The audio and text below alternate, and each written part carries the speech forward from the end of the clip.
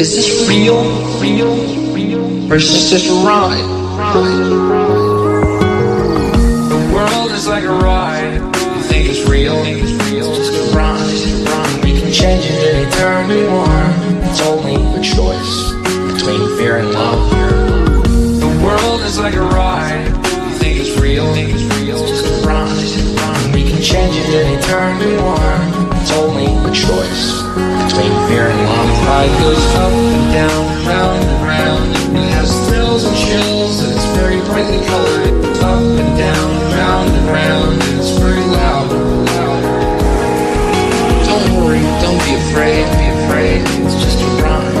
And we can change it anytime we want. It's only a choice between fear and love. Why are we here? I think we're part of a greater wisdom than we will ever understand. A higher order. Call it what you want. Know what I call it? The big electron. Whoa, whoa. Whoa, whoa. The big electron. Whoa, whoa.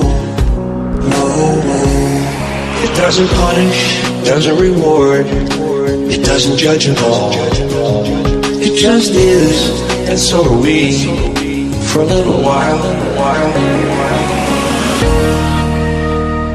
Well, greetings, programs. It is November 26th, 2017. Welcome to Red Pill Sunday School and our continuing lesson into the true, if you will, history, if there is such a thing, of the United States. Now, again, of course, all we can do is look at the past writings, the laws, etc., the court decisions of the past to understand truly what the past is, and that's what we're going to be doing for the rest of the show today. And of course, next week we will really hit the nitty-gritty when we go into the origins of the Civil War, how it was a war that never actually ended because it was not a declared war by Congress. It was an executive order by the president, at that time Lincoln, of course, and how it never ended, and how that particular fact, which is verified by one of the museums in America, which we'll talk about, explains exactly why it is that we appear to always be in a militarized zone. Why it is that in the Lieber Code it states, of course, that when a military presence is in your state, your country, a foreign military presence, which the United States is, well, then that means you're occupied. Well, guess what? Can anybody tell me in any of the states whether there's a state without a military base or some functionality thereof? You see, we don't realize the militarized state that we live in. We don't realize that the United States was successfully broken up. That when Congress abandoned its post in the 1850s, 1860s, right there around the Civil War, that was the end. That was the dissolving of Congress. And again, I don't want to get sidetracked on that because we're going to cover that heavily next week. And it's a very, very important topic to understand because, again, here we're talking about the real history here. We're also going to read next week from the proclamations that were finally put forward out of Texas and out of a couple other states which were the stragglers, the last standouts, if you will, the last holdouts of the Civil War, refusing to let go their lands, etc. And of course, when you read the last proclamation, as you'll hear a little bit of today in some of these constitutions, when you hear the last proclamation, especially towards Texas, there is no possible way that you can think that you are still in a position in Texas, that you are actually living in any kind of republic, that you cannot look at the words of the United States and their proclamations, their declarations, and again, there was never a treaty of peace that was written. It just didn't exist. It doesn't exist. Therefore, according to the Lieber Code, the rules of war, the war never ended. But you do have these political proclamations that say, hey, Texas, or any other state for that matter, it's not just Texas, it's just that Texas is the one we always consider, because it was the last. But I mean, it literally says, and we'll get into this. It says if you do anything, we're going to literally come back down here and kick your ass.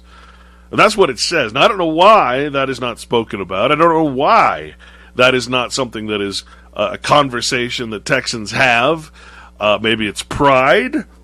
Maybe they're so proud of their false history that they don't want this to interfere. They don't want that truth of written history, of the actual proclamations of the United States to interfere with their dreams, just like every other state who believes they have states' rights. Well, I'm here to tell you, folks, I don't know what you think a state is. I don't know what it is that history has fooled you into believing the United States is. But I will tell you this. We're going to read the state constitutions today. And I don't understand how anybody can read the Constitution of the United States or any of the state constitutions and get some screwed up version of how things work. It's very clear in how things work by just reading these constitutions. So we're going to do that today as well. We're going to go over the Nevada vote by the quote-unquote people of Nevada. The people of Nevada. What a joke. We're going to look at the ballot of Nevada where the people, quote-unquote, of Nevada voted to take back federal lands. And, of course, Congress just sat there and they're like, are you kidding me? Do you not understand? I mean, you can pass all the state laws you want. It ain't going to do nothing. We don't have to consent to anything. And it says it right in their Constitution. And I don't know, again, I don't quite understand how people, why won't you accept this tyrannical, basically oligarchy that rules the entirety of the continent here? I don't understand. I can't figure out why it is that everybody I know, even in this so-called patriot movement, keeps flying the American flag, keeps worshiping false idols, keeps why do you keep voting for a president of a foreign corporation? Why do you keep doing these things? And why is it that you believe that you have any rights within states when you're a foreigner? You're a United States citizen, not a state citizen. How can you possibly think otherwise? And let me give you an example, a perfect example. We talked about this a little bit before, the notion of having a license to smoke marijuana, whether it's for fun or for medical purposes, that comes from the state. But you're a federal citizen. Do you think that when you read your statement of equal rights, when you read in the Constitution, when you read in the state constitution, that states cannot protect foreigners, they cannot protect the United States, there's no state law that can trump a United States law, the Constitution being the law of the land, i.e. due process of law, the Supreme Court, in other words, the United States will always be highest over any state. Right? The Constitution, the United States will always be highest over any state. And heck, we're going to find out today how states are created. Where do the people of states come from? Well, they don't exist. There's no people. You see, this goes back to the time domain. How is a people created? Where did all these peoples of the earth come from? Did they somehow just appear into history? Well, actually, yes. They were written into history. They were time-stamped. How do you think the people of Nevada and the people of California, the people of Ireland, and these people didn't exist as a people until they were time-stamped into Roman history, essentially. Into the Gregorian calendar, right? They didn't exist. There is no people until all of a sudden, at one point, suddenly a people exists, and they're now a state. Well, I'm here to tell you, folks, as you're going to find out, that that's not how it works. That a state is created by Congress. It is declared and admitted into the Union by the President of the United States. It is not something that just forms out of thin air. It is not some romantic thing that we've been taught. There is no such thing as a people except the fiction that is created on the timeline of your Roman gods. I'm sorry. You know, I say again, if you don't want to know the truth, then turn away. Go away. Just get the hell out of here. because we're not interested in stroking your ego or making your romantic versions of history come true here. That's not what it is. Spiritual enlightenment is a painful journey. It is not something pleasant. It is not something that I recommend to anybody who can't handle it.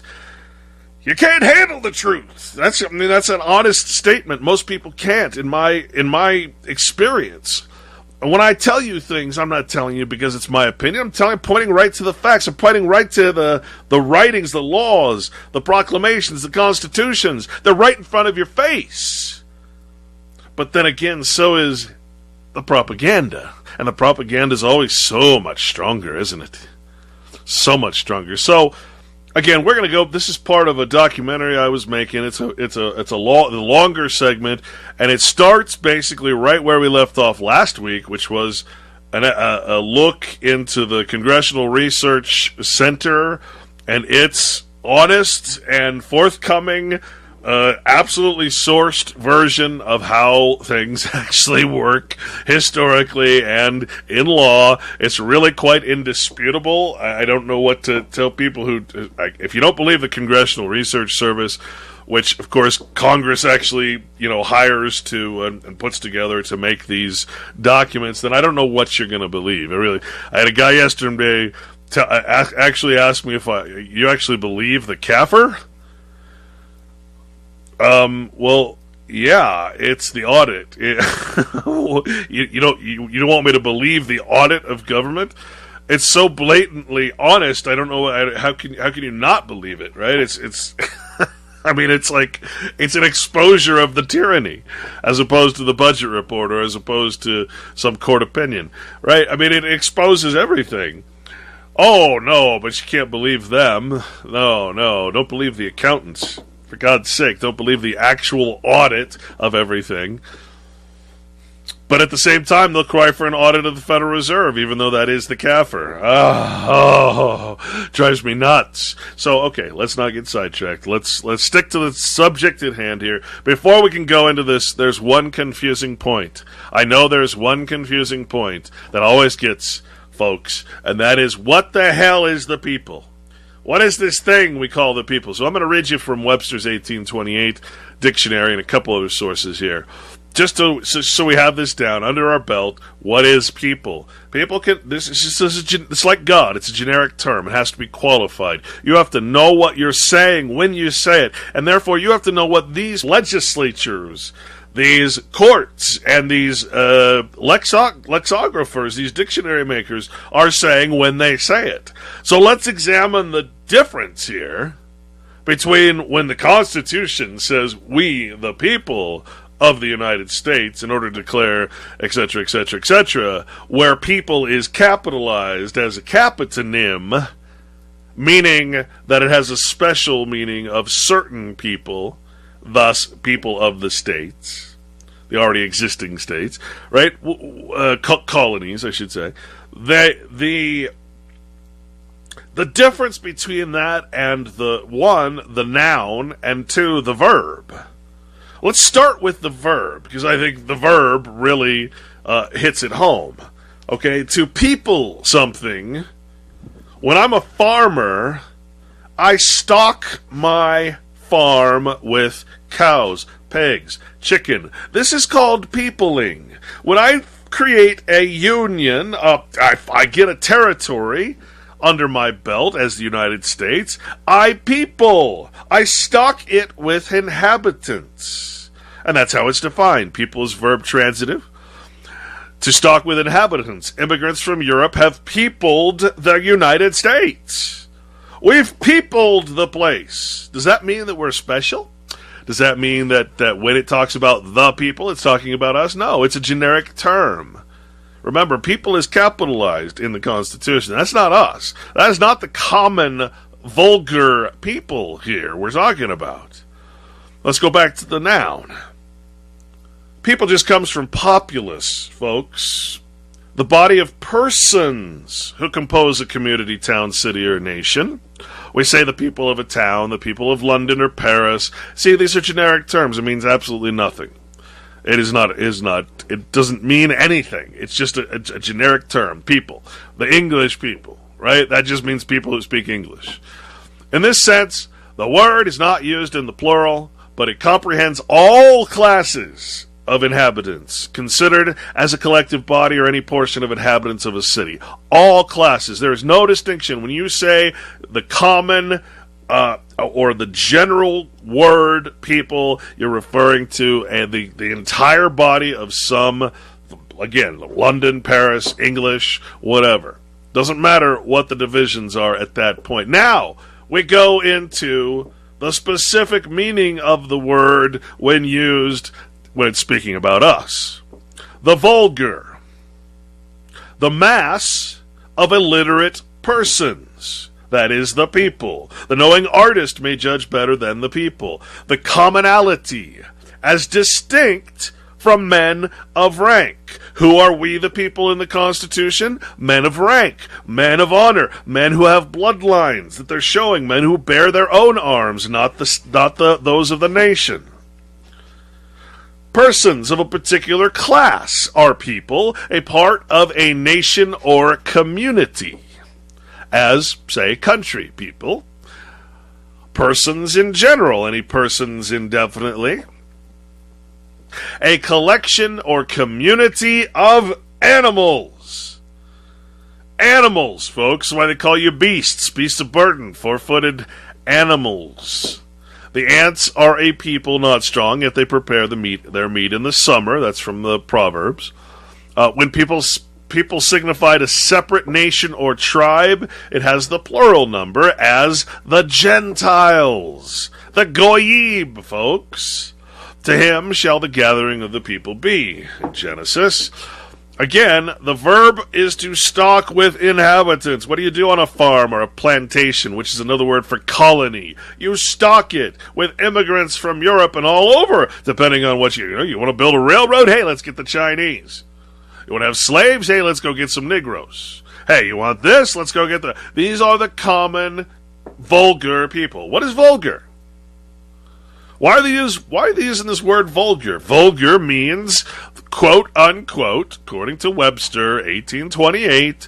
I'm saying that because that was the thought of the time, right? You don't want to look at a modern dictionary to know what they were thinking back in 1828. The common people. That's vulgar. And it's no plural termination, but is often a plural verb. The vulgar. Imagine the pretender to have been a child imposed on the nation. A child imposed on the nation. What is that? That's birth certificate. Pertaining to the common unlettered people as vulgar life, used or practiced by common people as vulgar sports. Vernacular or national is vulgar. We are national citizens. We are citizens of the United States. It might be more useful to the English reader to write in our vulgar language. Here you got Webster saying that we have a vulgar or common language, and that the English reader might do better to write in the vulgar language that we all use today as opposed to the uncommon one. How many times we got to tell you we speak dog Latin, we speak a vulgar language, as a stolen language. Common, used by all classes of people as the vulgar version of the scriptures. The vulgar version of the scriptures. Here again, he's pointing out the difference between special and common. What I'm presenting to you is the version of the scriptures that they don't want you to know because you're vulgar. That's how you're considered. You're Gentiles, you're Goyim, you're the people of the nation, you're the public. And guess what? Vulgar means public. Mean, rustic, rude, low, unrefined is vulgar minds, vulgar manners consisting of common persons. That is what vulgar is, folks. That is what the common people are considered by these psychopaths who have a cultural and breeding alliance. Remember that? Why the word vernacular? You ever heard vernacular? What is vernacular? Surprisingly, vernacular, from Latin vernaculus, born in one's house, a servant, native belonging to the country of one's birth. What do they call you? A natural-born citizen? They say that you're in nativity, that you're a... Well, hey, folks, you belong to the country of your birth, don't you? What do you think expatriates are doing? What do you think it is to give up your citizen? You belong. Your citizenship, your person belongs to the United States. English is our vernacular language. Native, belonging to the person by birth or nature. A vernacular disease, etc., etc., etc.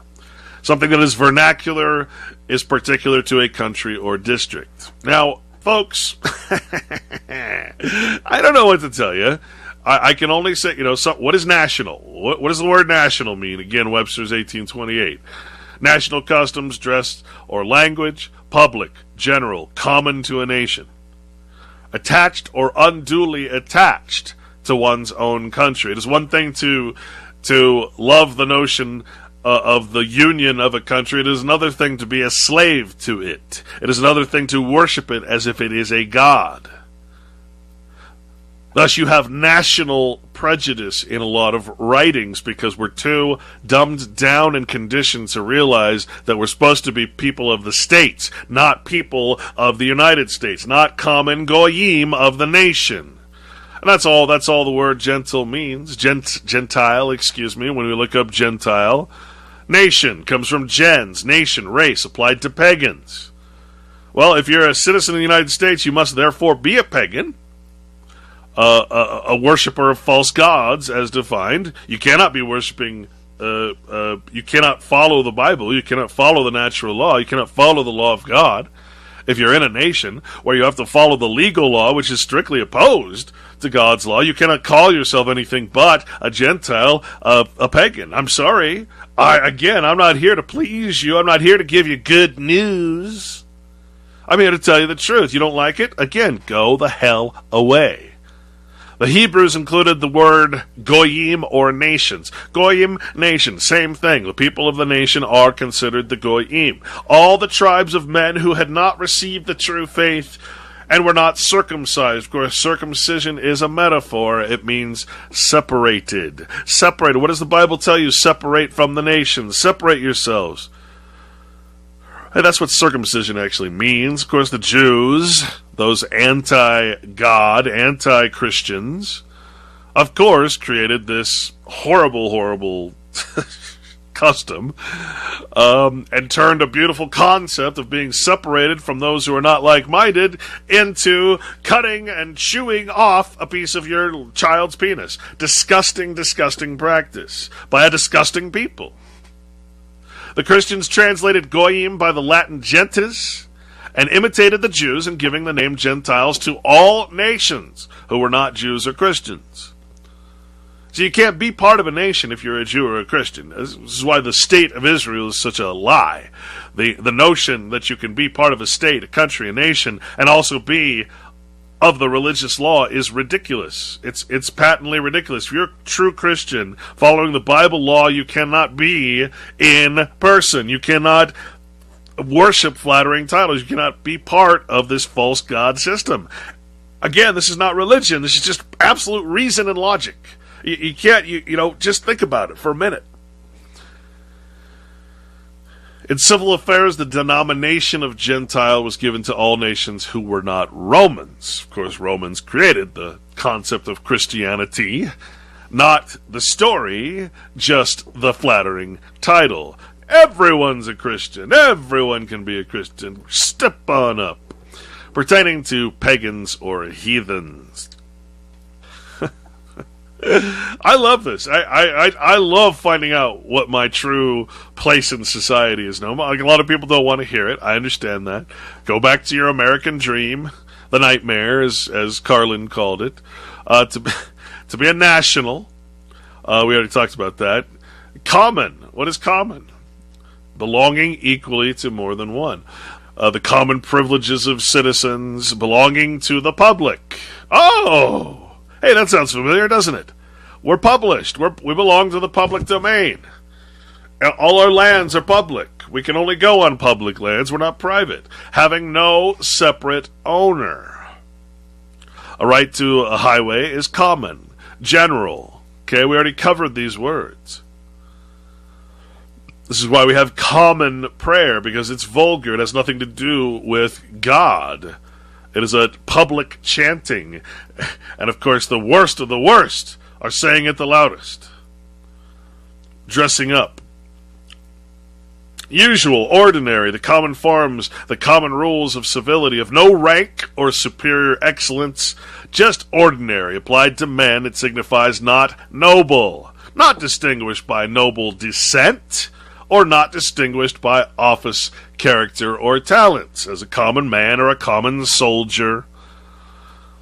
I'm going to talk about the soldier. You're not going to like what I have to say about the soldier. I should say you're not going to like what the meaning of a soldier is.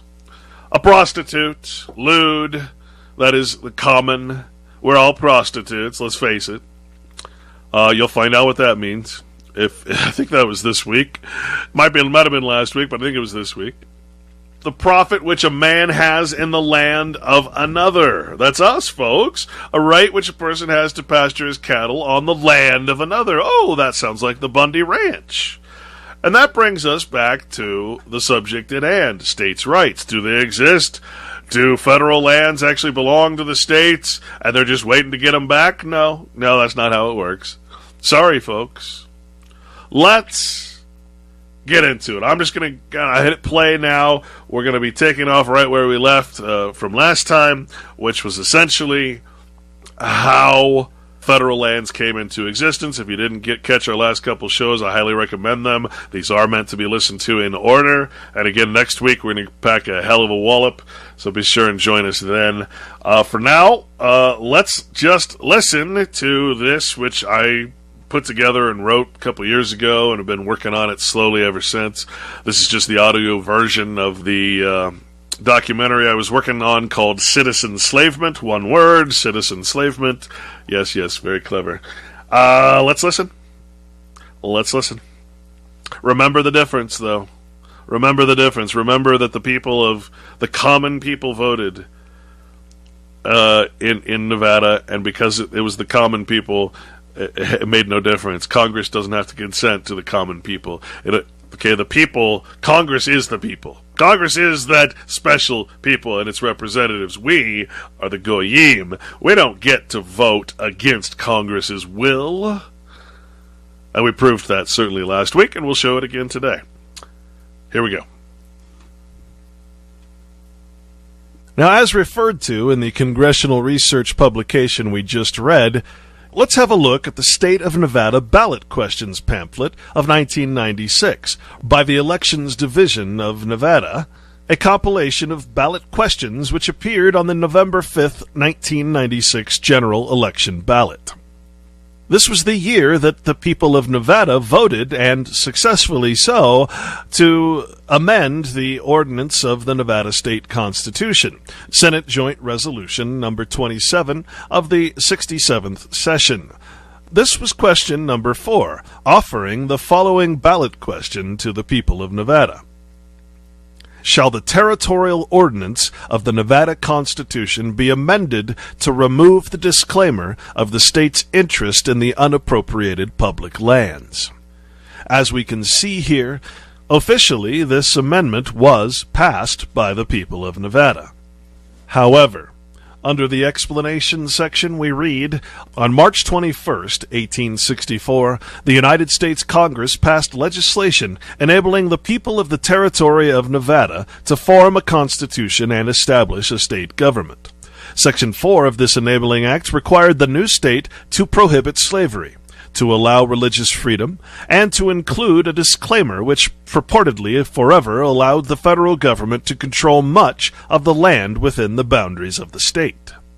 This land was referred to as the unappropriated public lands. These conditions were included in the ordinance of Nevada's original constitution, which was approved by the voters on September 7, 1864, and by President Abraham Lincoln, who proclaimed Nevada's statehood on October 31, 1964. The proposed amendment to the state constitution would remove that provision from the ordinance, which reads that the people of the territory of Nevada, quote, forever disclaim all right and title to the unappropriated public lands lying within said territory, and that the same shall be and remain at the sole and entire disposition of the United States, unquote. The proposed amendment, if approved by voters, does not become effective until the Congress of the United States consents to the amendment or until a court decides that such congressional action is not needed. A yes vote is a vote to remove the disclaimer from the ordinance, while a no vote is a vote to leave the disclaimer in the ordinance. Once again, we can see that this amendment did indeed pass with an overwhelming majority of the people's vote. However, as we'll read, the people's vote doesn't really mean a damn thing. Under the arguments for the passage of this amendment, it states, the intent of the founding fathers of this country was to guarantee that any new state admitted to the Union would be treated in the same way and placed on an equal foot with the original states. None of the original 13 states was required to disclaim all right and title to its unappropriated public lands. It should be noted that approximately 87% of the land in Nevada is controlled by the federal government, over half of which is unappropriated public land.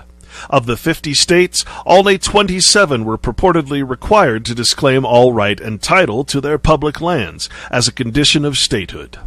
The disclaimer in Nevada's ordinance violated the guarantee that Nevada would be treated in the same way as the original states. Additionally, in lawsuits against the state of Nevada, the federal government continues to rely on the disclaimer to support its position that it should keep control over that land in Nevada. Therefore, the disclaimer should be removed from the ordinance of the Nevada Constitution. Switching to the arguments against passage of this amendment, we come across a more realistic view of the subject. In 1864, eligible voters of the territory of Nevada disclaimed all right and title to the unappropriated public lands as a condition of statehood. Further, the Federal Enabling Act specified that the disclaimer was irrevocable, unless the United States and the people of Nevada both agree to remove it. Even if Nevadans approve Question 4, their approval does not guarantee that Congress will agree to remove the disclaimer. Indeed, this is the case.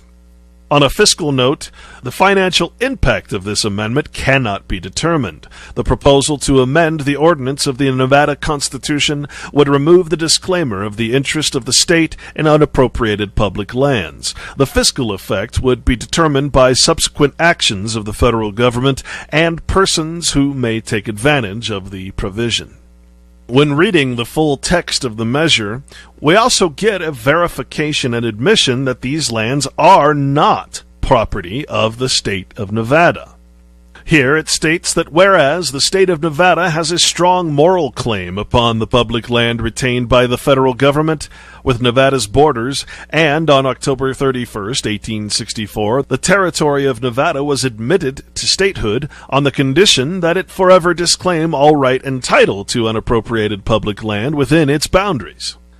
And whereas Nevada received the least amount of land, 2,572,478 acres, and the smallest percentage of its total area, 3.9% of the land-grant states in the far west admitted after 1864, while states of comparable location and soil, including Arizona, New Mexico, and Utah, received approximately 11% of their total area in federal land grants. And whereas the state of Texas, when admitted to the Union in 1845, retained ownership of all unappropriated land within its borders, and whereas the federal holdings in the state of Nevada constitute 86.7% of the area of the state, and in Esmeralda, Lincoln, Mineral, Nye, and White Pine counties, the federal government controls from 97 to 99% of the land.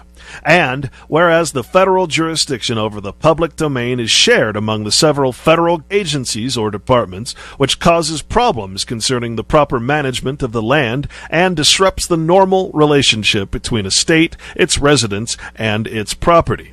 And whereas the intent of the framers of the Constitution of the United States was to guarantee to each of the states sovereignty over all matters within its boundaries, except for those powers specifically granted to the United States as agent of the states. And whereas the exercise of dominion and control of the public lands within the state of Nevada by the United States works a severe, continuous, and debilitating hardship upon the people of the state of Nevada. Now, therefore, be it resolved by the Senate and Assembly of the State of Nevada jointly that the ordinance of the Constitution of the State of Nevada be amended to read as follows. In obedience to the requirements of an act of the Congress of the United States, approved March 21st, A.D., 1864, to enable the people of Nevada to form a constitution and state government, this convention, elected and convened in obedience to said enabling act, do ordain as follows. And this ordinance shall be irrevocable, without the consent of the United States and the people of the state of Nevada. Third, that the people inhabiting said territory do agree and declare that lands belonging to citizens of the United States residing without the said state shall never be taxed higher than etc., etc. The disclaimment of all right and title is stricken from the Constitution. In the next section, we see the very limited power of the state government over its sovereign ruler, the United States Congress, where it states, resolved, that the legislature of the state of Nevada hereby urges the Congress of the United States to consent to the amendment of the ordinance of the Nevada Constitution to remove the disclaimer concerning the right of the federal government to sole and entire disposition of the unappropriated public lands in Nevada. And be it further resolved that upon approval and ratification of the amendment proposed by this resolution by the people of the state of Nevada, copies of this resolution be prepared and transmitted by the Secretary of the Senate to the Vice President of the United States as presiding officer of the Senate, the Speaker of the House of Representatives, and each member of the Nevada congressional delegation. And be it further resolved that this resolution becomes effective upon passage and approval, except that, notwithstanding any other provision of law, the proposed amendment to the ordinance of the Constitution of the State of Nevada, if approved and ratified by the people of the State of Nevada, does not become effective until the Congress of the United States consents to the amendment, or upon a legal determination that such consent is necessary. Now, it is my hope that this dispels the rumor and fallacy of states' rights. A state can do nothing against the federal government. No law can be passed that goes against the sovereign United States or its law of the land. No changes can be made, no political functions can be established without the permission of the United States government. In an article from the Nevada Policy Research Institute, Deputy Director of Policy at MPRI Jeffrey Lawrence explains that it's time to free the West. Federal lands belong under state control, he claims. Of course, a writing like this can only be interpreted as an appeal to Congress. This article from Monday, January 23, 2012. As the GOP presidential contest moves on to the western states, beginning with Nevada's February 4th caucus, presidential candidates need to weigh in on what is perhaps the most pressing federal issue confronting the West. Who should control western lands? In 1979, Nevada lawmakers fired a salvo, reopening the long-running struggle by western states to reclaim from federal authorities control of the land within state boundaries. The movement, popularly known as the Sagebrush Rebellion. That year, Nevada lawmakers asserted that federal ownership of 86% of the land within the state's borders comprised an unconstitutional burden that works a severe, continuous, and debilitating hardship upon the people of the state of Nevada. Federal ownership of most of the lands within Nevada's borders finds its origin in the state's 1864 Enabling Act. While Congress declared at the outset of that act that Nevada shall be admitted into the Union upon an equal footing with the original states in all respects whatsoever, it then placed several conditions on Nevada's statehood, to which the original states were never subject. Chief among these conditions was the requirement that Nevadans forever disclaim all right and title to the unappropriated public lands lying within the state's borders, and that the same shall be and remain at the sole and entire disposition of the United States. When lawmakers passed the 1979 legislation rebuking the federal government for its stranglehold on Silver State lands, they proclaimed this condition of statehood unconstitutional, citing a U.S. Supreme Court case in which a nearly identical provision within Alabama's Enabling Act had been declared unconstitutional. In Pollard v. Hagan, 1845, the High Court decided that the United States never held any municipal sovereignty, jurisdiction, or right of soil in and to the territory of which Alabama or any of the new states were formed, except for temporary purposes. As soon as new states were formed, said the court, the power of the United States over these lands as property was to cease. Now, of course, this was voluntary by Congress. Indeed, for a short time after this decision, Congress abode by the words of the court. When, later that year, Congress admitted Texas to the Union, it allowed that state to retain ownership over all unappropriated lands within its jurisdiction. Congress, said Nevada lawmakers in 1979, was acknowledging a precedent that inured to the benefit of all states admitted later on an equal footing. Concluded Nevada lawmakers, quote, the attempted imposition upon the state of Nevada by the Congress of the United States of a requirement in the Enabling Act that Nevada disclaim all right and title to the unappropriated public lands lying within said territory as a condition precedent to acceptance of Nevada into the Union was an act beyond the power of the Congress of the United States and is thus void. In the years since Nevada enacted its statutory rebuke of the federal control over lands within the state's borders, the Sagebrush Rebellion has continued to gain momentum. In 2011, lawmakers in neighboring Utah fired the latest shot with passage of H.J.R. 39, a joint legislative resolution that garnered 56 co-sponsors.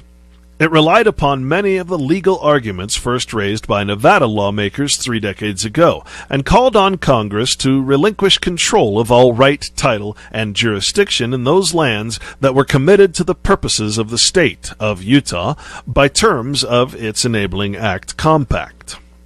Indeed, the relevance of this issue extends far beyond the borders of Nevada and Utah. Federal land control is an obstacle to all the western states. At a time when most western states face substantial fiscal challenges and job losses, transfer of federal lands to state control could well lead to an immediate reversal of fortune for western states. Public auctioning of these lands would yield billions of dollars in immediate state revenues, while private sector development of these lands would stimulate job growth and wealth creation. The unequal treatment that Congress has meted out to the western states, denying them their constitutional equal footing and hoarding huge swaths of land within their borders, remains an open wound in the American West. It is long past time for Congress to respond and rectify the situation. No presidential or congressional candidates should campaign in the western states without making clear where they stand on this critical question. In the chart here, we see the percentage of land owned by the federal government in the western states, which actually excludes trust properties. In Nevada, we show 84%, Alaska at 69%, Utah at 57%, Oregon 53%, Idaho at 50%, Arizona at 48%, California 45%, Wyoming 42%, New Mexico at 42%, and Colorado at 36.6% federal ownership. These statistics taken from the U.S. General Services Administration Federal Real Property Profile. In another article by Jeffrey Lawrence from the Nevada Policy Research Institute, he states, "Hello, Congress, are you there? Nevada's efforts to free Western lands still await a federal response." This published Wednesday, February 8th, 2012 by Jeffrey Lawrence. 15 years ago, Nevadans amended their state constitution. For the last 15 years, they've patiently awaited some form of acknowledgement from Congress. When the 1864 Civil War Congress crafted the enabling act that would grant Nevada statehood, it made the state's acceptance into the Union conditional. Nevada had to first forever disclaim all right and title to the unappropriated public lands, and agree that they shall remain at the sole and entire disposition of the United States. It was wartime, and congressional militants wanted to ensure the Union control over all of Nevada's reputed mineral wealth. Thus, in order for the battle-born state to enter the Union, Nevada's founders inserted the language into the state constitution. At the time, judging from the 1860 census, the Nevada Territory boasted a population of only about 7,000 people. Since then, the state's needs have changed tremendously, and its population has grown to exceed 2.7 million. Today, the federal encumbrance of 87% of the land within the state has become a clear obstacle to the state's continued development. Indeed, Nevadans today face practical and logistical challenges unknown to residents of other states, due to the suffocating effects of federal land control. Beyond these practical complications, an important legal question remains unresolved. Did Congress even have the authority to reserve for itself the bulk of Nevada's lands? Article 4, Section 3 of the U.S. Constitution grants Congress the authority to form new states, and the accompanying federal case law has, ever since the 18th century, recognized that new states are to be admitted into the Union on an equal footing with the original states. Indeed, even though the 1864 Enabling Act for Nevada's statehood later subjects Nevada to the encumbering condition of federal dominance in land use, it begins by declaring that Nevada shall be admitted into the Union upon an equal footing with the original states in all respects whatsoever. But we must remember that the Congressional Research Service stated that this is a political statement, not a right or privilege. In 1979, when Nevada lawmakers passed their statutory censure of federal control over Nevada land, they cited an 1845 U.S. Supreme Court opinion in which the court found that Congress could not hold claim to public lands in Alabama, even though the state's Enabling Act imposed conditions nearly identical to those placed on Nevada. According to the court, the United States never held any municipal sovereignty, jurisdiction, or right of soil in and to the territory of which Alabama or any of the new states were formed, except for temporary purposes. As soon as new states were formed, said the court, the power of the United States over these lands as property was to cease. This led Nevada lawmakers in 1979 to proclaim the attempted imposition upon the state of Nevada by the Congress of the United States of a requirement in the Enabling Act that Nevada disclaim all right and title to the unappropriated public lands lying within said territory as a condition precedent to the acceptance of Nevada into the Union was an act beyond the power of the Congress of the United States and is thus void. Later in this presentation, we'll see that this is not a true statement. By the 1990s, Nevada lawmakers were willing to go a step further and remove from the state's constitution the disclaimer of interest in unappropriated lands. In 1993, Senate Joint Resolution 27 began a new chapter of the Sagebrush Rebellion, when both chambers of the Nevada legislature voted unanimously to remove the disclaimer from the state's constitution. After SJR 27 again secured legislative support in 1995, the following question was submitted to the 1996 vote of the people. Quote, "Shall the territorial ordinance of the Nevada Constitution be amended to remove the disclaimer of the state's interest in the unappropriated public lands?" Unquote. The measure won by a wide margin, with 234,206 voting in favor and only 181,743 voting in opposition. Having secured lawmakers' support in consecutive legislative sessions and winning the popular vote, the amendment became official, and the disclaimer of interest in unappropriated lands no longer appeared in the current version of the Nevada Constitution. However, official does not mean effective. According to the state constitution's footnotes, the amendment is, quote, effective on the date Congress consents to amendment or a legal determination made that such consent is not necessary, unquote.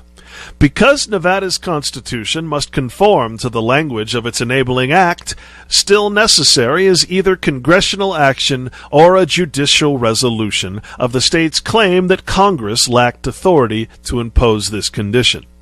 Today, as it has for the last 15 years, and in 2014, that's 17 years, Nevada's Constitution continues to stand at odds with its enabling act. It is long past time for Congress to act, or for an interested party to drive the issue forward in the courts. Here we see the classic battle between states' rights and the federal tyranny and oppression known as sovereignty. The truth of the matter is that states have no rights except those granted by the United States Congress.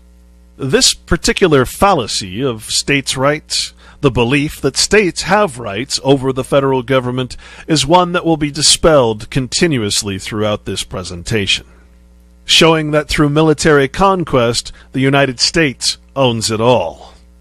Interestingly, when we view the current copy of the Constitution of the state of Nevada, it lies in a state of limbo until Congress actually consents to the people's vote, which it likely will never do. Under the Ordinance section, we see the before and after effects of that amendment. The original ordinance states that this disclaimer of public lands is effective until the date Congress consents to amendment or a legal determination is made that such consent is not necessary. And in the third paragraph it states that the people inhabiting said territory do agree and declare that they forever disclaim all right and title to the unappropriated public lands, all 86% lying within said territory, and that the same shall be and remain at the sole and entire disposition of the United States. In other words, this is the standing Constitution. Directly beneath that ordinance is the amended ordinance, which again stands in limbo until Congress consents to the will of the people. Here we see a change of wording, where it says slavery prohibited, freedom of religious worship, taxation of certain property, but that this section will only be effective on the date Congress consents to amendment or a legal determination is made that such consent is not necessary. And when we go to paragraph 3, we see the agreement of the people to forever disclaim the public lands has been stricken. However, this amendment is inactive, and as the state of Nevada currently stands, that 86 to 87% of public lands still lies in the complete and utter control of Congress. And we can read in the footnotes that this amendment was approved and ratified by the people at the 1996 general election, effective on the date Congress consents to amendment or a legal determination is made that such consent is not necessary. It is of the utmost importance to understand one very clear distinction here. That is the difference between the militia and the U.S. military. For it was, of course, one of the most grave concerns to the writers of the Declaration of Independence that a standing army existed within each of the colonies, a standing army representing a central government. The importance of the militia and the Bundy Ranch incident in Nevada must be mentioned here. Again, from Webster's 1828 Dictionary of the English Language, we find the word soldier, which comes from the Latin word solidus, or piece of money, as the pay of a soldier. A soldier is a man engaged in military service, one whose occupation is military.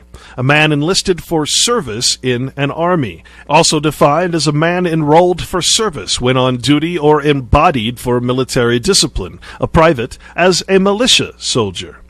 Emphatically, a brave warrior, a man of military experience and skill, or a man of distinguished valor. In this sense, an officer of any grade may be denominated a soldier. But we can't stop there, for the difference between the militia and a standing army of a central government must be established. For the soldier, a career soldier who gets paid for his military service to a tyrannical United States government in order to protect the continuity of that government from the states and the people inhabiting those states, we must admit of the fact that these soldiers are in fact mercenaries. A mercenary, from Latin mercenarius, also equates to a reward or wages. It is defined as venal, that which may be hired, actuated by the hope of reward, moved by the love of money, as a mercenary prince or judge.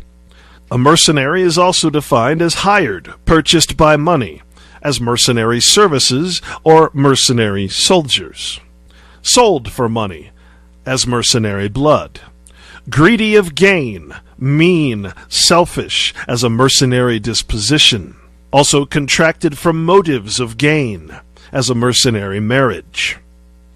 In its noun form, one who is hired, a soldier that is hired into foreign service, a hireling.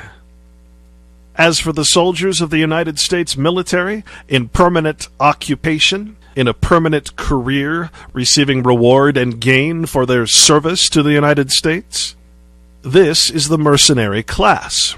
This is the mercenary soldier, a soldier hired into foreign service. For indeed, the United States is a foreign government when compared to the states, hiring citizens of each country or state into its ranks, ironically to protect the United States from those states. Venal is defined as vain, from Latin venalis, or venco, to be sold. Venal refers to a mercenary or prostitute, that which may be bought or obtained for money or other valuable consideration. Venal services, that which may be sold or set to sale, as all offices are venal in a corrupt government. It also means purchased, as a venal vote. It is important to note that the word prostitute means something other than what we are used to. It means to offer freely to elude use, to give up to any vile or infamous person, such as killing for money, to devote to anything base, to sell to wickedness, as to prostitute talents to the propagation of infidel principles, to prostitute the press to the publication of blasphemy, to offer or expose upon vile terms or to unworthy persons. Remember, government is a person. A person is an individual, association, or corporation, such as the United States. To prostitute is to be openly devoted to lewdness, sold to wickedness, or to infamous persons. A prostitute is also a base hireling, a mercenary, one who offers himself to infamous employments for hire. While the word prostitute is sold as a sexual inclination, its true meaning refers to the mercenary, which also refers to a soldier. Under the definition of militia, however, also referring to the word soldier, combat, and contention, it states that the primary sense of fighting in a militia is to strive, struggle, drive, or to strike, also to beat. From the Hebrew, to labor or toil. A militia is the body of soldiers in a state, not the United States, enrolled for discipline but not engaged in actual service except in emergencies, as distinguished from regular troops in a standing army whose sole occupation is war or military service. The militia of a country, also known as a state, are the able-bodied men organized into companies, regiments, and brigades, with officers of all grades, and required by law to attend military exercises on certain days only, but at other times left to pursue their usual occupations. The importance of the militia cannot be understated here. Naturally, the United States and its controlled media have demonized the militia. For the militia is what protects the states from the United States central government. It is also important to note that the National Guard is not the militia. For those in the National Guard are also full-time and part-time mercenaries, receiving pay for their service to the central United States government. Again, to perpetuate its continuity against the people and the states. The central government and its military is specifically designed to prevent the secession of people or states from the Union, through the only means possible, which is violent force. This will also be further explained as we continue in this presentation. But the most important thing to note about the Bundy Ranch incident was that it was the militia who protected the people against the United States government and its agents. In a nutshell, while it is honorable to be an unpaid participant in the militia to protect your fellow man against the tyrannies of government, a paid venal soldier, a prostitute, a mercenary within the United States Army, there to protect and serve the President of the United States under oath, is not in any way an honorable endeavor. And it will be the U.S. soldier, the mercenaries, who will be responsible and required to shed the blood of those who wish to separate from the United States government. To be clear, the current oaths of enlistment and oaths of office for a U.S. military soldier and officer are as follows. For the enlisted venal mercenary soldier, the oath stands as I do solemnly swear or affirm that I will support and defend the Constitution of the United States, a piece of paper, against all enemies, foreign and domestic, that I will bear true faith and allegiance to the same piece of paper, and that I will obey the orders of the President of the United States, and the orders of the officers appointed over me according to regulations and the Uniform Code of Military Justice. So help me God.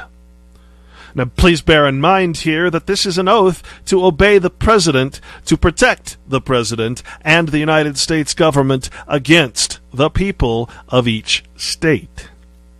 Nowhere in this oath does it mention anything about protecting the people from government. That, ironically, is the job of the militia, whose members are now being considered the domestic enemy of the United States and its Constitution. The enemy of Congress and the President.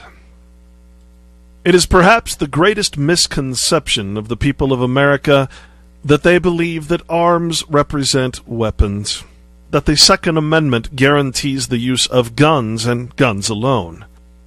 But the importance of the Second Amendment must be further examined. For when we search for the word arms, we do indeed find weapons of offense, armor for defense and protection of the body. But we also find that the word arms, when capitalized as it is in the Constitution, refers to a certain sense of the word arms. Webster's 1828 dictionary defines arms as the ensign's armorial of a family, consisting of figures and colors borne in shields, banners, etc., as marks of dignity and distinction, and descending from father to son. In law, arms are anything which a man takes in his hand in anger to strike or assault another. Thus, the real meaning of the word arms is much more significant than just a gun in the hand. The word ensign comes from the Latin insignia, or signum, a mark impressed or a sign. It refers to the flag or banner of a military band, such as a militia, a banner of colors, a standard, a figured cloth or piece of silk attached to a staff, and usually with figures, colors, or arms thereon. borne by an officer at the head of a company, troop, or other band. It is any signal to assemble or to give notice. It is a badge, a mark of distinction, rank, or office, as ensigns of power or virtue.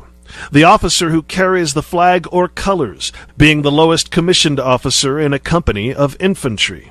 The naval ensign is a large banner hoisted on a staff and carried over the poop or stern of a ship, used to distinguish ships of different nations, or to characterize different squadrons of the same navy. So we must realize that the protection of the right to bear or carry arms really signifies the right to carry the family sign or the state flag.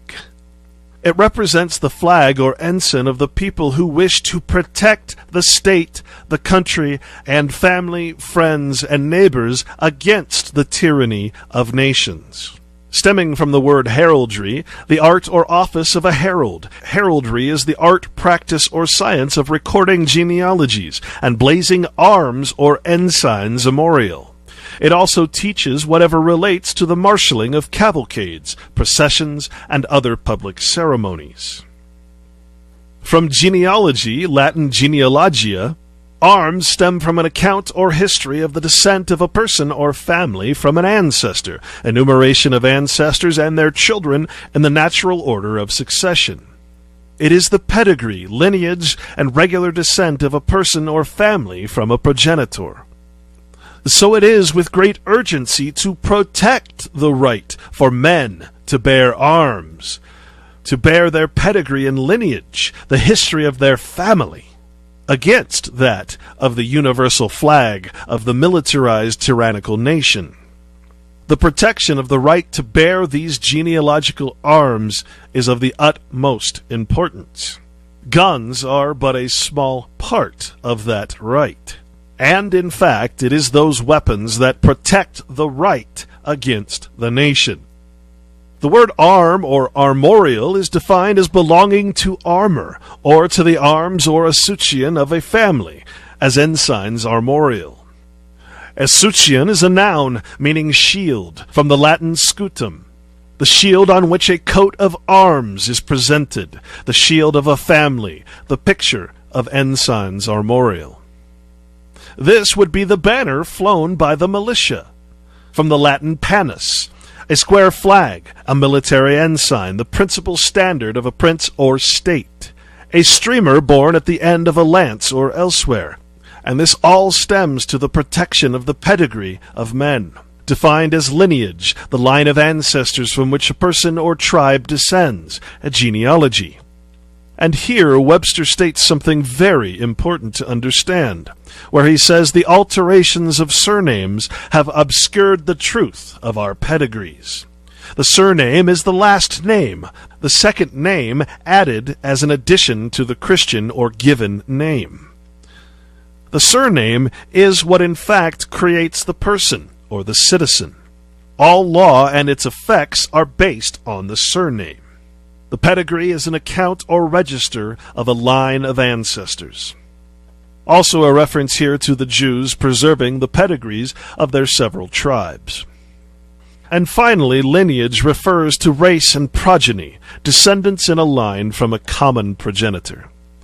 The purpose of the United States and its civil law is to make all people equal, that is, equal to the full pain, punishment, exaction, and extortion of the United States government. Its purpose is multiculturalism, and its incremental and successful attempts to take away the right to bear arms, to carry the lineage, progeny, the race, to carry and bear the sign of your forefathers, and to protect that lineage against United States citizenship is almost complete. And so we must remember, guns are to protect the right to bear arms. The Second Amendment is but a piece of paper. The right to bear arms and the right to defend that right with guns is a God-given, natural, unalienable right. Perhaps this is a good time to stop and define what the word citizen actually means. Let's look at Title 42 of U.S. Code, Section 1981. entitled Equal Rights Under the Law.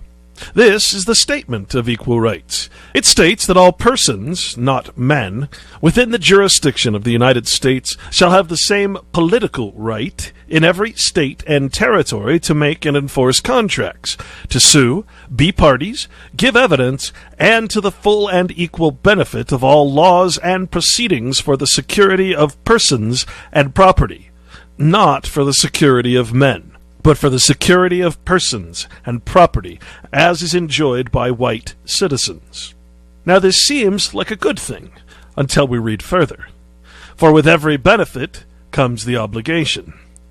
And all persons within the jurisdiction of the United States, i.e. all citizens, shall be subject to like punishment, pains, penalties, taxes, licenses, and exactions of every kind, and to no other. The word exaction actually means extortion, or the taking of something that is not due. It is important to give a citizen the right to make and enforce contracts, creating a voluntary system of subjection. For the purposes of this section, the term make and enforce contracts includes the making, performance, modification, and termination of contracts, and the enjoyment of all benefits, privileges, terms, and conditions of the contractual relationship. Bear in mind that citizenship in and of itself is a contractual relationship.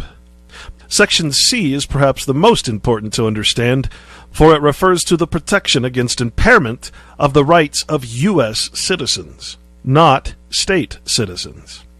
The rights protected by this section are protected against impairment by non-governmental discrimination and impairment under color of state law. The term color of state law means that federal laws trump state laws. This means that a state can no longer protect a citizen that claims citizenship in the central government, for the central government is all-powerful.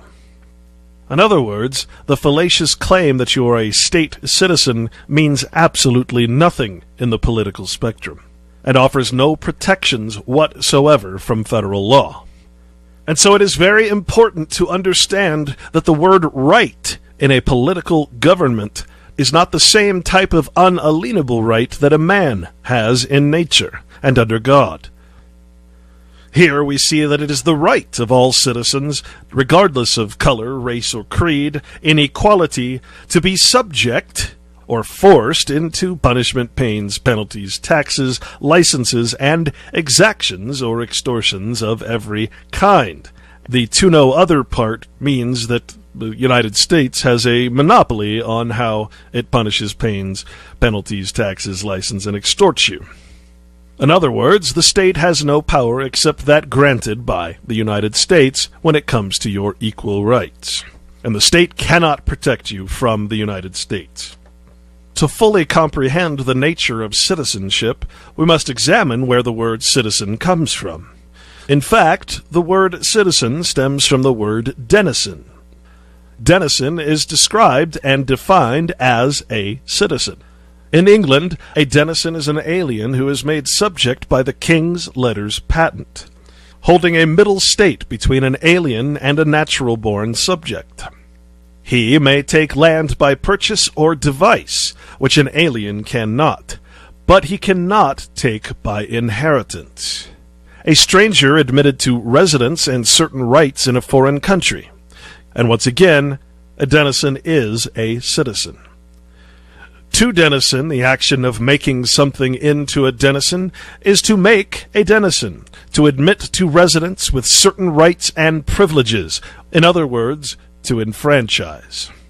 A citizen, as described in the United States, is a person, not a living sentient being or man, native or naturalized, who has the privilege of exercising the elective franchise, in other words, voting, or the qualifications which enable him to vote for rulers, and to purchase and hold real estate. A citizen is defined as the native of a city, or an inhabitant who enjoys the freedom and privileges of the city in which he resides. The freeman of a city, as distinguished from a foreigner, or one not entitled to its franchises. The word franchise refers to liberty and freedom. These, again, are political, not natural rights. A franchise is a particular privilege or right granted by a prince or sovereign, as in the United States government, to an individual or to a number of persons, as the right to be a body corporate with perpetual succession. To be enfranchised is to be incorporated, to be set free or released from bondage, which means to be admitted to the rights and privileges of freemen. To enfranchise a man is to set free or to liberate from slavery, to make free of a city, corporation, or state, to admit to the privileges of a freeman. The English colonies were enfranchised by special charters, to free or release from custody, to naturalize or to denizen, to receive as denizens, as to enfranchise foreign words. More importantly, to enfranchise means to make free, to incorporate a man in a society or body politic. In other words, to make a man into a corporate person, a corporation. Enfranchisement is defined as the admission of persons to the freedom of a corporation or state. Investiture with the privileges of free citizens, the incorporating of a person into a society or body politic. Enfranchising is the setting free from slavery or custody, admitting to the rights and privileges of denizens or free citizens in a state, or to the privileges of a free man in a corporation. But note here that the word free in a political context is not the same word that would be used by a truly free man. For again, we are in the political realm. The word free means being at liberty, subject only to fixed laws made by consent, and to a regular administration of such laws not subject to the arbitrary will of a sovereign or lord, as a free state, nation, or people, instituted by a free people, or by consent or choice of those who are to be subjects.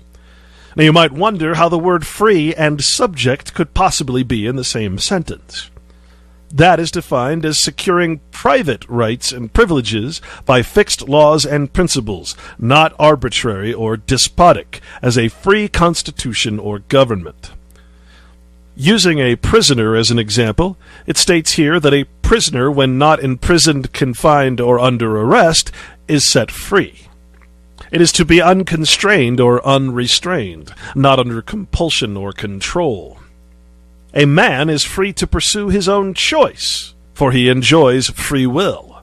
However, a man that chooses citizenship no longer enjoys that state of free will. To be free is to be permitted or allowed by your government to have liberty in certain areas, as long as the law is followed. Free means open, not appropriated, as places of honor and confidence are free to all. Most of us take these words, freedom and liberty, for granted, believing that they represent the same thing in the political structure as a citizen as they do for a free man. This is hardly the case. When we attach the suffix dom or dom to a word, such as freedom, this conjunction changes the word. Dom is used as a termination and denotes jurisdiction, or property and jurisdiction. Primarily, it means doom or judgment, as in a kingdom or earldom. Hence, it is used to denote the state, a condition or quality, as in wisdom or freedom. So what is political freedom? Political freedom is a state of exemption from the power or control of another. It is liberty, political liberty, exemption from slavery, servitude, or confinement. Freedom is defined in different ways, from personal, civil, political, and religious, just as liberty. But as a citizen under a government and subject to that government, there is only political freedom. Political freedom offers particular privileges, franchises, and immunity, as the freedom of a city. It is the power of enjoying franchises. It is any exemption from constraint or control. It is the ease or facility of doing anything. But when we look at the true nature of political freedom as provided as a privilege of government, we find that it means liberty, or the right to do what is not forbidden by law. Freedom literally means to obey government's law. Freedom does not preclude the idea of subjection to law. Indeed, it presupposes the existence of some legislative provision, the observance of which ensures freedom to us, by securing like observance from others. In other words, freedom is not a choice. Freedom is forced upon us. Any law that is not obeyed will result in the equal right of all citizens to be subject to pain, penalties, taxes, license, extortion, etc. So to be in a state of exemption from slavery or from servitude or confinement, really means that your default state is slavery, servitude, and confinement. But as long as you obey the laws of government, you're allowed to roam free within the jurisdiction of that offered political freedom. You may roam freely within the borders of the nation, but you may not disobey it. Political liberty is sometimes used as synonymous with civil liberty. Civil liberty is the liberty of men in a state of society, or natural liberty, so far only abridged and restrained as is necessary and expedient for the safety and interest of the society, state, or nation. A restraint of natural liberty, not necessary or expedient for the public, is tyranny or oppression. Civil liberty is an exemption from the arbitrary will of others, which exemption is secured by established laws, which restrain every man from injuring or controlling another. Hence, the restraints of law are essential to civil liberty. In other words, the government can harm you, but your fellow citizens cannot. Unless you consent to the harm, of course, through the contractual relationship. The liberty of one depends not so much on the removal of all restraint from him as on the due restraint upon the liberty of others. Political liberty is sometimes used as synonymous with civil liberty, but it more properly designates the liberty of a nation, the freedom of a nation or state from all unjust abridgment of its rights and independence by another nation. Hence, we often speak of the political liberties of Europe or the nations of Europe. It is also described as a privilege, an exemption, or an immunity enjoyed by prescription or by grant, within a plural, in other words, by people. People is always plural and never singular. The word people takes away individuality, takes the right of the individual to inherit. For again, a denizen or citizen cannot take by inheritance, but only by purchase or device. You may get title to the land, but you may not take it by inheritance. Perhaps the true conundrum of citizenship is this very fact, that a citizen does not have the right of inheritance. All property, in fact, belongs to the state, with the denizen or citizen listed as tenant. Thus, a default state for a citizen who owns a home is for that home to stay in the state of entitlement to that person. However, the default for that property belongs to the state, and it can take that property at any time through what is known as eminent domain. To be clear, a citizen of the United States is in fact a denizen, holding a middle state between an alien and a natural-born subject. He may take land by purchase or device, which an alien cannot, but he cannot take by inheritance. The most important inalienable right to take away from a man is the right of inheritance. Perhaps the word freeman is a confusing one. It simply means one who is in the enjoyment of a political right to do whatever he pleases, not forbidden by the law of the tyrannical government. A free man is one in the possession of the civil rights enjoyed by the people generally. Those rights, enjoyed by the people generally, were the rights read in Title 42, Section 1981. A freeman is also defined as one who enjoys liberty, but this is political liberty, or one who is not subject to the will of another, one not a slave or vassal. It is one who enjoys or is entitled to a franchise or particular privilege, as a freeman of a city or state.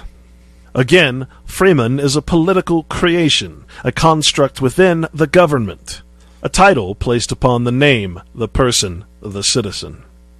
Here, the importance of the surname, the combined God-given name and state-given name, is described as a subscription, anything, particularly a paper, with names subscribed. It is the act of subscribing or writing one's name underneath, name subscribed, or a signature. To subscribe with a signature means to give consent or attestation given by underwriting the name. The act of contributing to any undertaking. Thus, when we sign any contract, driver's license, etc., we are giving consent to the fraud that is government. An undertaking is any business, work, or project in which a person, not a man, engages in or attempts to perform, also an enterprise. By using a surname signature, we are confirming that we are acting in person, not as a living man. Subscription also means submission or obedience to that for which you've undertaken. Submission and obedience to the name.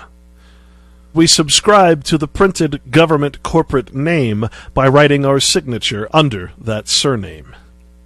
To subscribe to something is to sign with one's own hand, to give consent to something written, or to bind oneself by writing one's name beneath. As parties subscribe a covenant or contract, a man subscribes a bond or articles of agreement. To attest by writing one's name beneath, as officers subscribe their official acts, and secretaries and clerks subscribe copies of records. To subscribe is to promise to give by writing one's name. It means to submit. In other words, a subscriber is a debtor. To subscribe is to promise to give a certain sum by setting one's name to a paper. The paper was offered and many subscribed. As stated before, a citizen with political freedom and liberty is bound by the statutory law. A statute is an act of the legislature of a state that extends its binding force to all the citizens or subjects of that state, as distinguished from an act which extends only to an individual or company. Note here the important difference between a law and a statute. A statute is an act of the legislature commanding or prohibiting something, as in a positive law. Statutes are distinguished from common law. The later, common law, owes its binding force to the principles of justice, to long use, and the consent of a nation. The former, or statutes, owe their binding force to a positive command or declaration of the supreme power. Statute is commonly applied to the acts of a legislative body, as in Congress, consisting of representatives. In monarchies, the laws of the sovereign are called edicts, decrees, and ordinances, rescripts, etc. A statute is also defined as a special act of the supreme power, of a private nature, or intended to operate only on an individual or company. A statute is the act of a corporation or of its founder, intended as a permanent rule or law, as the statutes of a university. The word code in U.S. Code refers to a collection of the laws and constitutions of the Roman emperors, made by order of Justinian, containing 12 books. The name is also given to other collections of Roman law as the Theodosian Code. Hence, in general, any collection or digest of laws. Code is defined as legislation. It signifies in general a collection of laws. It is a name given by way of eminence to a collection of such laws made by the legislature. It is also interesting to note that the word civil does not refer to a living man. It is the opposite of nature. It means not naturally, but only in law, as a man civilly dead. A citizen is considered dead. When a citizen takes a mortgage is a dead pledge.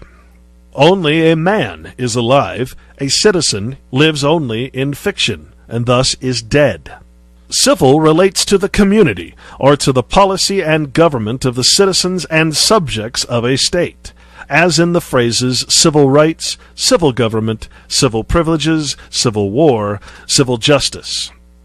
Civil is opposed to criminal, as a civil suit, a suit between citizens alone, whereas a criminal process is between the state and a citizen. Civil is distinguished from the ecclesiastical or religious law, which respects the church, and from military, which respects the army and navy. Civil relates to any man as a member of a community, as civil power, civil rights, the power or rights which a man enjoys as a citizen. Civil refers to a man that is reduced to order, rule, and government, under a regular administration, implying some refinement or manners, not savage or wild, as civil life or civil society. But in reality, civil refers to a civil death. Civil death in law is that which cuts off a man from civil society, or its rights and benefits, as a banishment, outlawry, excommunication, entering into a monastery, etc., as distinguished from a natural death, the death of the living man. Civil law, in a general sense, is the law of a state, city, or country. But in the appropriate sense, the Roman Empire comprised in the Institutes, Code, and Digest of Justinian and the novel constitutions. No, the U.S. Constitution was certainly not the first and won't be the last Constitution we ever see. To franchise something is to make that thing free, but enfranchise is more generally used. To be enfranchised is to be set free, released from bondage, but admitted to the rights and privileges of free men.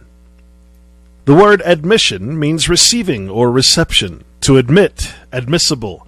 It is used of assenting to or allowing, receiving, a claim, a will or probate, or any other writing or testimony. It is also applied to making a person a member of a privileged class or body, as of the legal profession, or of a partnership or association. Admission is also defined as recognition as faith or truth, acknowledgement, concession, also the expression in which such assent is conveyed. This is an extremely important word to understand, for the states were admitted into the Union. The popular fallacy is that states are independent of the Union, and yet they are members, and were in fact created by Congress. Going back to the Constitution of the state of Nevada, we can read how this was accomplished. The Nevada Constitution was framed by a convention of delegates chosen by the people. Now it is important to note here that Nevada was part of a territory before it was a state, and that the people were the people of the United States, not the people of Nevada. The convention met at Carson City on July 4th, 1864, and adjourned on July 28th of the same year. On the first Wednesday of September 1864, the Constitution was approved by the vote of the people of the territory of Nevada. And on October 31st, 1864, President Lincoln proclaimed that the state of Nevada was admitted into the Union on an equal footing with the original states. To put this another way, the state of Nevada was created by Congress. It was allowed to be admitted into the Union by Congress, and the state itself was finally proclaimed by the President of the United States. A proclamation is an announcement made by the ministerial officer of a court that some particular thing is about to be done officially by the court. In affairs of state, the king's edict concerning the execution of the laws. The court, in the case of creating a state, is, of course, Congress. A notice publicly given of anything whereof the king thinks fit to advise his subjects. Webster's 1828 defines the word proclaim as to promulgate, to announce, or to publish, also to denounce, to give official notice of. To declare with honor, to proclaim the name of the Lord, it means to utter openly or to make public, or to outlaw by public denunciation. A state is very much like a book. The book doesn't exist until it is published. The Congress and the President are the ones who proclaim and publish the state, and do so upon the already existing territory of the United States. To publish is to discover or make known to mankind or to people in general what before was private or unknown. To divulge, as a private transaction, to promulgate or proclaim as a law or edict. Laws are published by printing or by proclamation. To publish is to send a book into the world, or to sell or offer, to utter, to put off or into circulation, as to publish a forged or counterfeit paper, to make known by posting or by reading in a church. To further understand the nature of the creation of a state by the federal government, the preliminary action of the state constitution of Nevada states that the act of Congress approved March 21st, A.D., 1864, quote, to enable the people of the territory of Nevada to form a constitution and state government, and for the admission of such state into the Union on an equal footing with the original states, unquote, requires that the members of the convention for framing the Constitution shall, after organization, on behalf of the people of the said territory, adopt the Constitution of the United States. Therefore, be it resolved that the members of this convention, elected by the authority of the aforesaid enabling act of Congress, assembled in Carson City, the capital of said territory of Nevada, and immediately subsequent to its organization, do adopt, on behalf of the people of said territory, the Constitution of the United States. The word adoption, or to adopt, is the act of adopting, or the state of being adopted, the taking and treating of a stranger as one's own child. This is the doctrine of parens patria. The receiving as one's own what is new or not natural. Webster's refers here to the adoption of arms, an ancient ceremony of presenting arms to one for his merit or valor, which laid the person under an obligation to defend the giver.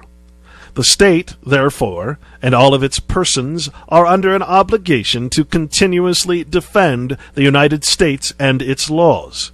And as we read in Section 2, the purpose of the state government is the paramount allegiance to the United States. And whensoever any portion of the states or the people thereof attempt to secede from the federal union or forcibly resist the execution of its laws, the federal government may, by warrant of the Constitution adopted by the states, employ armed force in compelling obedience to its authority. Please note here that this refers to all states, not just Nevada. You might say that all states are under the equal footing of tyranny from the United States, and will be equally punished and put in pain, killed, tortured, murdered, etc., for any disobedience to that United States corporation. In examining other state constitutions, we find similar writings, although sometimes not as forthcoming as the Nevada state constitution. Utah, for instance, under Article 1 and the Declaration of Rights, reaffirms the nature of inherent versus inalienable rights, where it states that all men have the inherent and inalienable right to enjoy and defend their lives and liberties, to acquire, possess, and protect property, to worship according to the dictates of their conscience, to assemble peaceably, to protest against wrongs, and petition for redress of government, to communicate freely their thoughts and opinions, being responsible for the abuse of that right. But notice here that Section 1 is only talking about men, and not persons or people. Section 2 explains the political nature of that power, which is inherent only in the people, the artificial construct of man in government. Section 2 states that all political power, not inherent or inalienable power, is inherent in the people, not men, and all free governments are founded on their authority for their equal protection and benefit, and they, meaning the body politic or the people as one individual function, have the right to alter or reform their government as the public welfare may require. Remember, the people is one voice, e pluribus unum, out of many one. It is the direct antithesis of man, For a people have no inherent rights, except for the political rights granted by government. Section 3, in a much more simple fashion, confirms what the Nevada state constitution told us about being inseparable from the Union. It states very clearly that the state of Utah is an inseparable part of the federal union, and the Constitution of the United States is the supreme law of the land.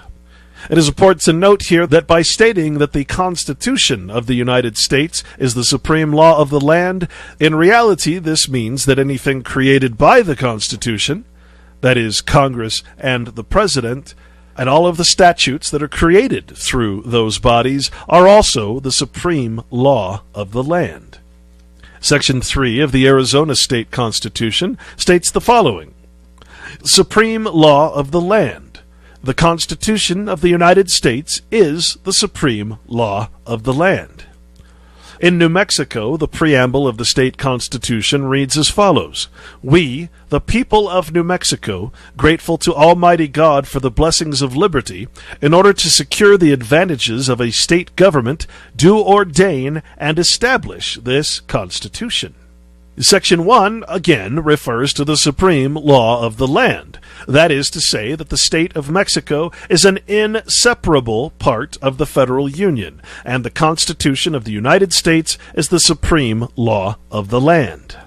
Section 2 speaks about the word sovereignty, another word that is often confused between its natural and political definitions.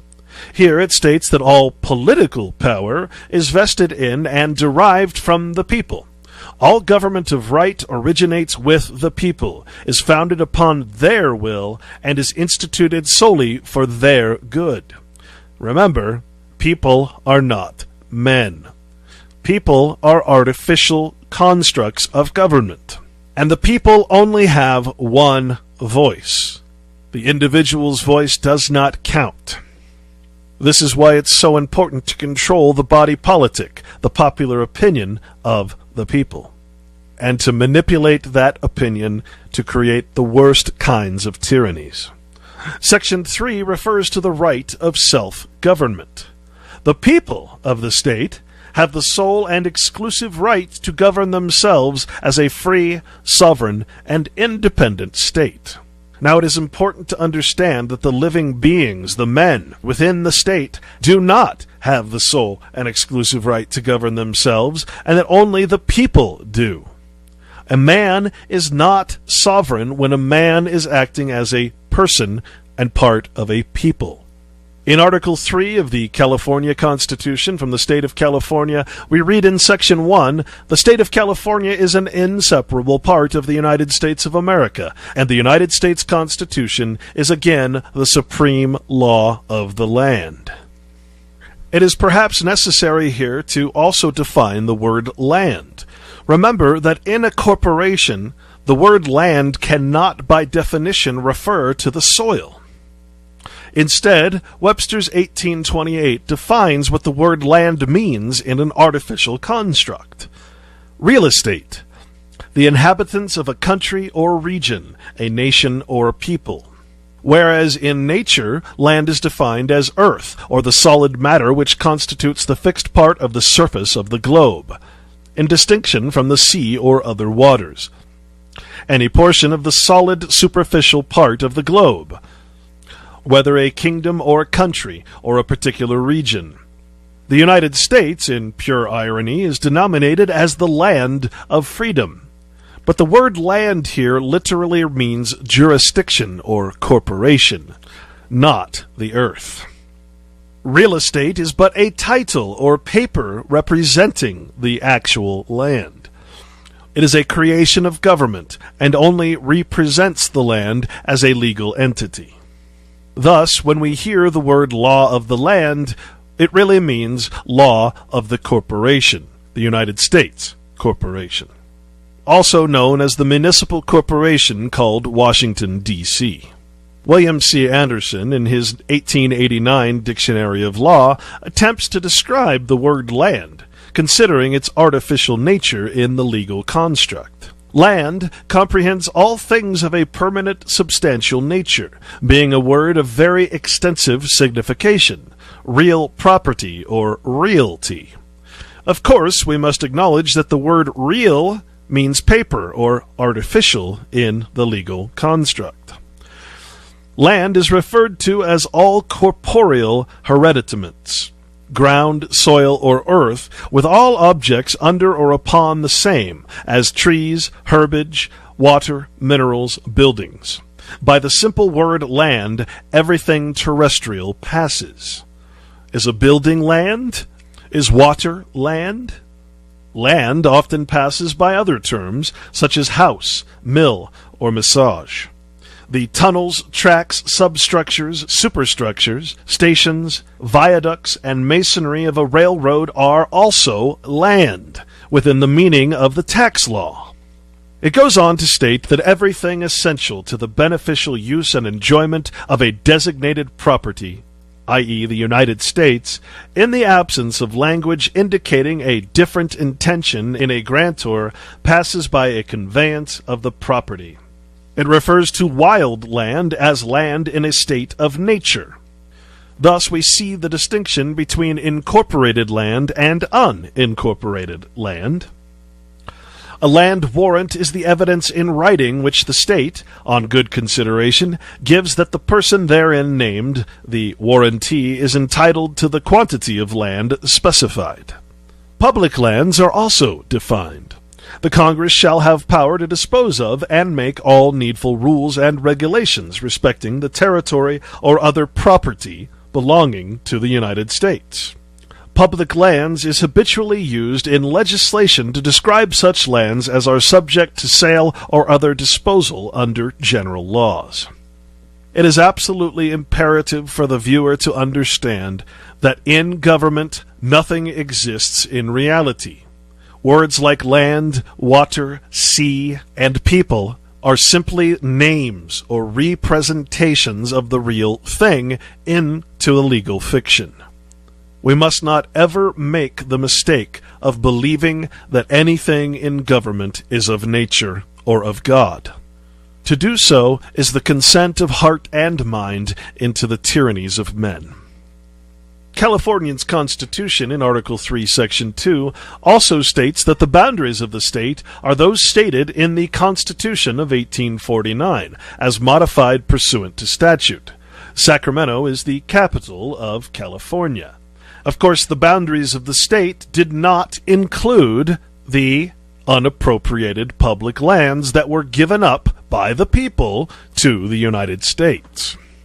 The Washington State Constitution, in its preamble, states that we, the people of the state of Washington, grateful to the supreme ruler of the universe for our liberties, do ordain this Constitution. It is perhaps important to mention here that the people were only white landowners, male in persuasion, and that no female or black persons were considered as people. Under the Declaration of Rights for the Washington State Constitution, we read again about political power, where all political power is inherent in the people, and governments derive their just powers from the consent of the governed, and are established to protect and maintain individual rights. Bear in mind that a person is defined as an individual, association, or corporation. Now you might ask how, if you are one of the people, how you can sue yourself. This is the paradox of selling your rights to government. Anything goes. Section 2 again states that the supreme law of the land is the Constitution of the United States. The wording in Section 3 is also very important to consider, where it speaks of personal rights. The word personal refers to the person and not to the man. No person shall be deprived of life, liberty, or property without due process of law. This comes directly from the Fifth Amendment to the U.S. Constitution. Notice here that if we reword this sentence, it will state that as a person or citizen, your life, liberty, or property can be deprived or taken from you with due process of law. This clever presentation of words confuses one into thinking that their life, liberty, and property are secure. But indeed, the United States, as the supreme law of the land, can take all of these from you. These are your rights. The Bill of Rights, in Article 1, Section 3 of the Missouri State Constitution, speaks of the powers of the people over internal affairs, the Constitution in the form of government. Section 3 states that the people of this state have the inherent, sole, and exclusive right to regulate the internal government and police thereof, and to alter and abolish their constitution and form of government whenever they may deem it repugnant to the Constitution of the United States. Now again, we see a sense of romanticism within the language. However, as we've discovered, no state can secede from the Union without suffering the consequences of military action, occupation, violence, etc. Thus, while this sounds and has the appearance of freedom, reality suggests that that freedom is dominated by the Constitution of the United States. In other words, the people may vote to change or alter the laws and rules within the state, but at no time can they go against the United States government. From the South Dakota State Constitution, in subsection 26, we see power inherent in people, alteration in form of government, inseparable part of union. All political power is inherent in the people, and all free government is founded on their authority, and is instituted for the equal protection and benefit. And they have the right in lawful and constituted methods to alter or reform their forms of government in such manner as they may think proper. And the state of South Dakota is an inseparable part of the American Union, and the Constitution of the United States is the supreme law of the land. These seemingly contradicting concepts, implying that these states are somehow sovereign above the United States, is defeated in every state constitution, where the United States, its Congress, its President, and its Constitution are declared the supreme law of the land, of the corporation called the state and nation. All right, folks, we'll cut it off right there. Certainly a wealth of information, a wealth of definitions and understanding of what exactly our situation is. I wanted to just add a few notes so we can get into this fresh next week with the Civil War that never ended. Why we are under this military jurisdiction and why so many soldiers are needed to keep this thing going. First of all, the equal footing thing that the guy keeps mentioning, we understand that was a political statement, that has nothing to do with what we think it does. It's very important to look at that. We read a court case on a previous show about the equal footing clause. Do not let yourself believe that these guys tied their hands in any way when they made this notion of the equal footing clause. That's ridiculous. He also mentions in his papers the notion that we wish to reclaim state lands. Well, this is not a correct term because you never had a claim on them in the first place. To have a claim, to have that claim taken away, and then to reclaim, well, that would make sense. But since the United States never gave up its territory in the first place when the states were created that we're talking about, specifically those 30 or so western states, well, yeah, you can't really say we want to reclaim the lands or reclaim federal lands for the states. Now, another aspect of that is, of course, that states, I got to tell you, my state government is very corrupt. Your state government is probably just as corrupt as mine. I would actually hate to see, honestly, I would hate to see some of the public lands go into the hands of my state because they'd be sold off to corporations.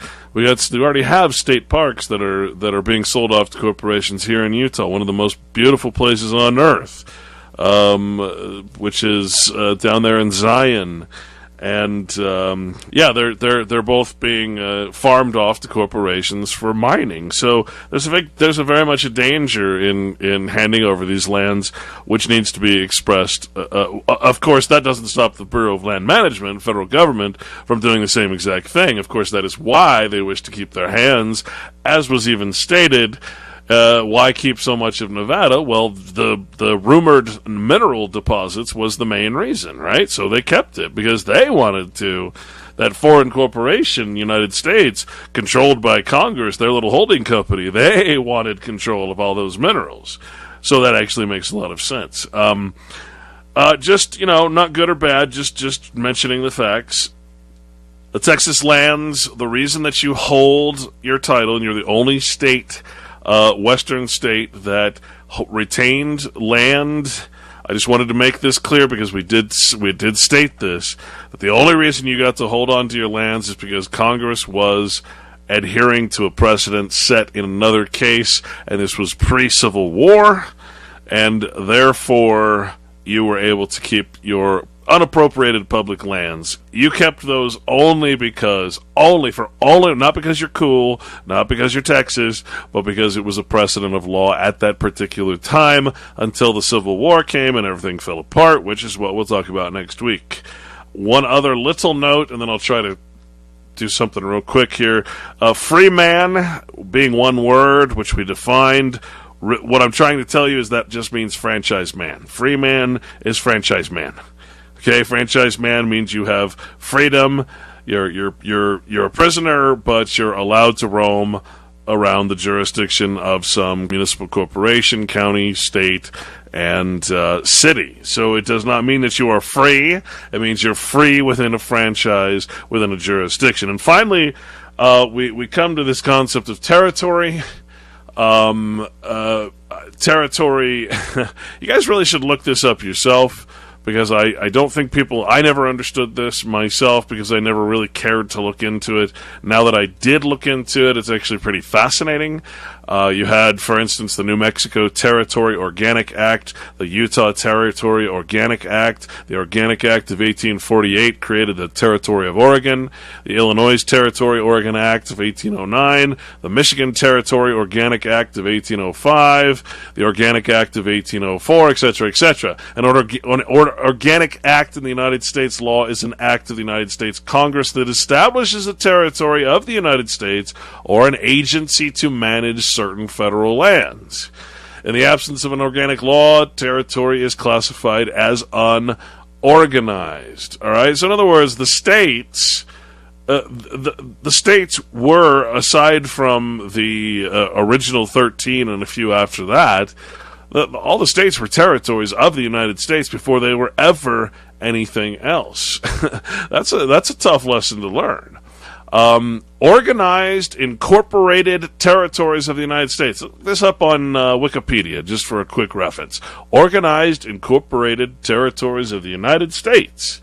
Okay, this is what we're talking about. They're territories of the United States that are both incorporated as part of the United States proper and organized, having an organized government authority by an organic act passed by the U.S. Congress, territorial government, etc., etc., etc. Of the current 50 U.S. states, 31 were at one time or another part of a U.S. territory. So before there were ever a state, folks, before there was ever a people called Utah or a people called Nevada, there was a U.S. territory that was allowed to be and created by an organic act and by an act of Congress and a proclamation of the president into a state. You see, this is not the history I've been taught. This is not the states' rights. This is not what states are in high school, in grammar school, in all the bullshit propaganda that I've ever seen. This is not what I was ever taught. All right? So, of course, since 1959, there have been no more new incorporated U.S. territories formally organized by an organic act. Of course, we had Hawaii and Alaska.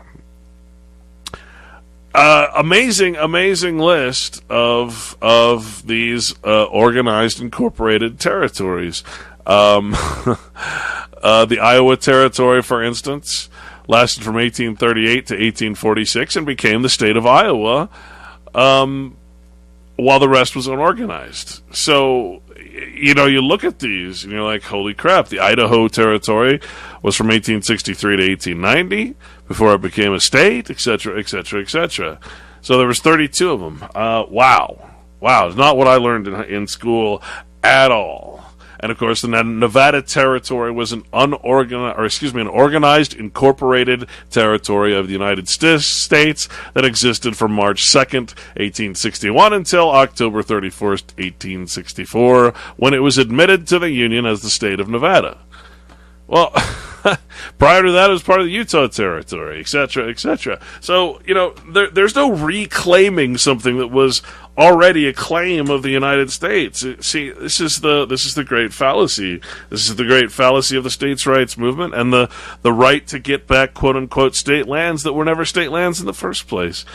So vastly different than I ever could imagine. And next week we'll talk about exactly all of this, how it works, and why the Civil War changed everything. Thanks, folks. This has been Red Pill Sunday School here on UCY.tv. Look forward to next week. Take care.